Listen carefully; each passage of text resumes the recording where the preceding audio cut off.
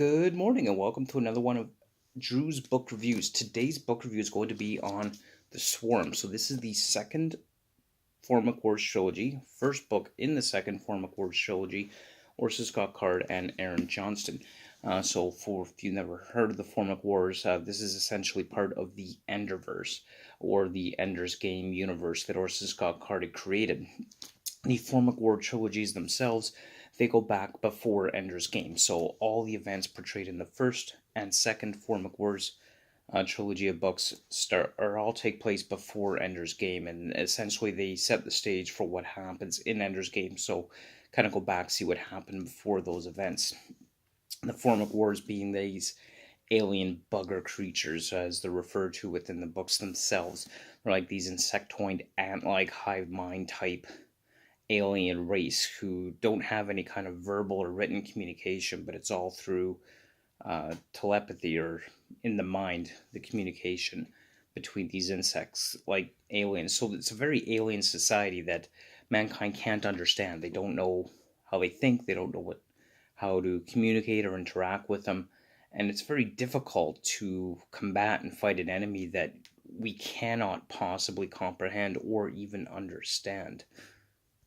So in this second book in the Formic Wars trilogy, or rather, sorry, the first book in the second Formic War trilogy deals a lot around Mazer Rackham's storyline. He, of course, is one of the heroes of the Formic Wars, and he is a key character in the Ender's Game novel.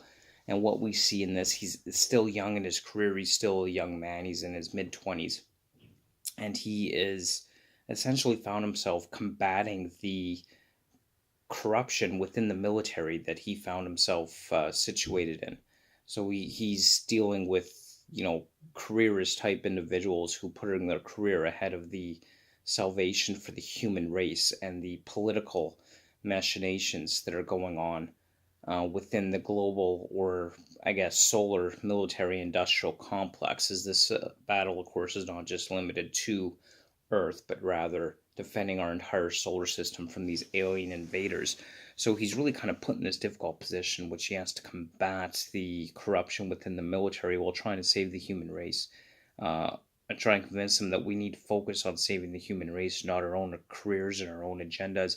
So the things of propaganda and PR is in complete disregard for the safety of the soldiers fighting for humanity, in favor of political will, is definitely uh, within this book, to a large degree, these themes that are put forth within this ideology, which I have to admit, I love thematic elements like that. I think they're always interesting to read, as well, because in a lot of ways we can see that they may very well mirror some of the political realities we see within our own day. So it's always interesting to see that embedded within the storyline. Issues like the profitability of war to arms dealers, and how they have corrupted the government and convinced them on what kind of weaponry the government needs for its military purposes.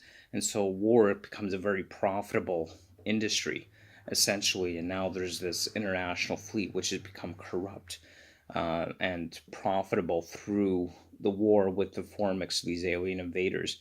While certainly posing a legitimate threat, it definitely leads to corruption in the military industrial complex, which I'm really liking, that thematic element that is certainly portrayed within this series overall.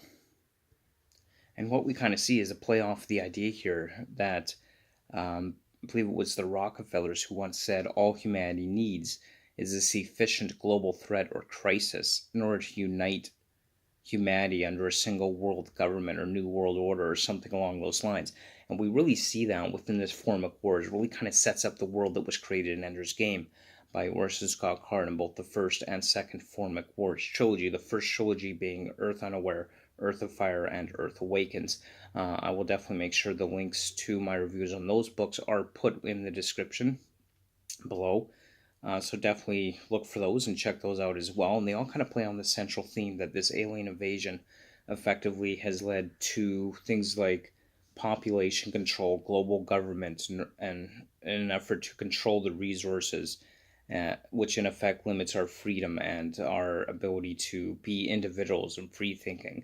everything is controlled, everything is monitored. There's restrictions on how many kids you can have in an effort to protect those resources, or at least that's the propaganda that's put forth on why these restrictions are in place. We have corporations selling military tech that begin to exert massive influence over the international fleet and the global hegemony as well.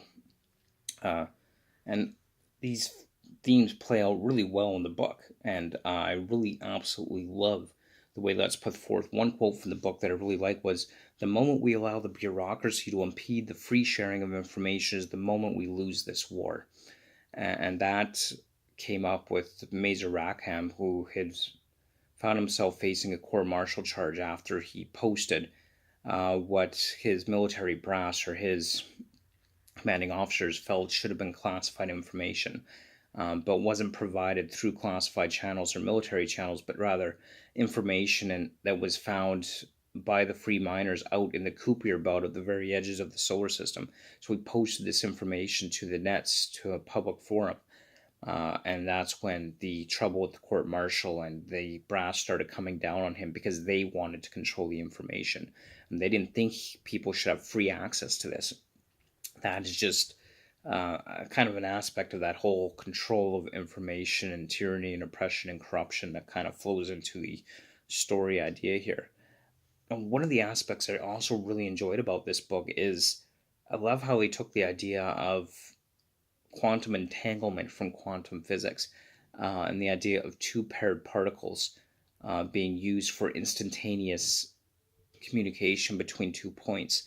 This is kind of what that Ansible technology is that's referenced in Ender's Game, and this book kind of shows the starting development of that, which you could have instantaneous conversations and transmission between 2 different points. So of course this is a uncorruptible, unhackable system that is completely secure, allowing for instantaneous communication. It cannot be traced, cannot be hacked. The information can only be revealed to the one receiving the transmission with a paired Ansible that contains the paired particle reaction, that principle of quantum entanglement.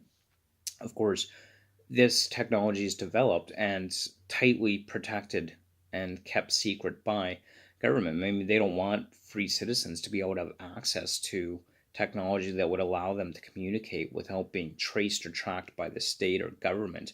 So the idea of information control is very much within there, which is just something I really liked about this. Again, I really like those themes of the idea of an oppressive, corrupt, tyrannical government against the people, and using propaganda and military warfare, and always, using the idea that there's this enemy out there that we have to do this to protect you, the people. It really plays very well into this, and I really enjoyed that. That is definitely the big theme throughout this entire book. And of course, we have things like conscription of individuals into the military, and then threats of court-martial and legal action and criminal prosecution for not only refusing your conscription, but also for refusing to obey the orders given to you after they arbitrarily draft you into the military for their own purposes and commandeer your ships and things like that. It's really plays that up effectively, and I think using the crisis of an alien invasion or alien threat as a justification for the actions being taken by the international fleet, by the global hegemon, really play effectively and well into this idea. And it definitely paints a very realistic picture of using a global threat to effectively create this type of world and environment, and this type of society and this type of government is painted in a very realistic way. If you consider, whether you consider aliens a realistic invasion, a realistic probability, aliens coming to invade and destroy Earth or not, the idea of a global crisis being used to create this form of government and this type of society and this type of world in which everything is controlled by a centralized global hegemon, that in itself is a very realistically portrayed with that idea within this book. And these books in general, the entire Ender's Game universe, not just this one, of course. If I could just briefly read part of this book and quote that I really felt illustrated this. "And don't cite some commerce or act or document or constitution. Those mean nothing. They were invented by people in order to control us. Who gave them the right to draft those documents in the first place? Certainly not us. Just because they say they have power and authority over us doesn't make it true. If I type up a document stating that all Italian free miners are subject to my tax, would you honestly expect them to pay for it or pay it? So it kind of illustrates the idea of who gave them authority, who gave these people authorization, what gives them the right to do what they're doing. Just because they wrote up some information on a piece of paper or made some document doesn't by default give them the right to behave in the way that they are. That kind of helps illustrate some of the thematic elements that we see within this storyline in this book in general. So as part of this passage, and I'll just read some more of this passage. It says, we've always operated away from the world, Vico. That's why we're called the free miners, because we're free of any nation or government or organization calling us their own. We determine who and what we are. We govern ourselves. What right does the IF have to seize this ship? Do they own all of space? Is the entire solar system and everything in it their legal property to be picked up and seized at their whim? I'll tell you what will happen, Mother said. The IF will continue to justify its existence. It will continue to assert its authority, and it will continue to behave as if it's the ruling authority of space. And they'll do with us, the free citizens of space, as they please. At the least, they will treat us with contempt. At the most, they will conscript us into their organization. So in this passage, we have the free miners out in the asteroid belt who are feeling threatened by the power being wielded by the international fleet and commandeering their vessels, conscripting their people into a global war and conflict, or a solar war and conflict of all humanity is facing without their authorization, without their consent, without training, putting them and their families in danger, without regard for their thoughts, their feelings, or the freedom and liberty that they have to operate as independent individuals outside of the realms of any government force or action. And so they're really kind of fighting against this conscription here that we have going on. And that is really well written, I thought, and really well done within this whole book as a whole. And then we also have the idea built within this series as well, the idea that if we can't understand our enemy, we cannot defeat our enemy.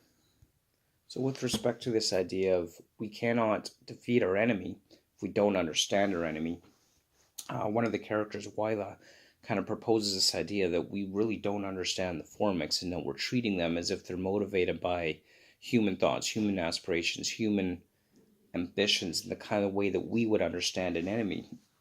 But what she asks here is, what is a formic? Where did they come from? Do we truly understand their mind? Is our own conscious mind fully awake on the subject? You say they want to annihilate us, but is that their goal? But would the formics... Well, sure, it might be yes to you, but would the formics agree with your assessment? Would they think your interpretation of their motives correct? I'm not trying to defend their actions or condone the atrocities they committed. I only mean to propose that we do not understand the formic mind. And until you understand the mind, you understand nothing. So it really kind of plays on the idea that you need to understand your enemies in order to defeat them. And while we're struggling to fight this alien species that we couldn't possibly comprehend, we're treating them as if they're motivated by the same kind of aspirations, ideals that we as humans would be motivated by. And overall, just fantastic read, really good book. The entire Formic Wars trilogies are good and enjoyable in every respect, and I am certainly enjoying them very, very much. So those are just some of my thoughts I have on the Swarm. The next book, the second book in the second Formic War trilogy, will be out in June, called The Hive. Definitely looking forward to getting that one.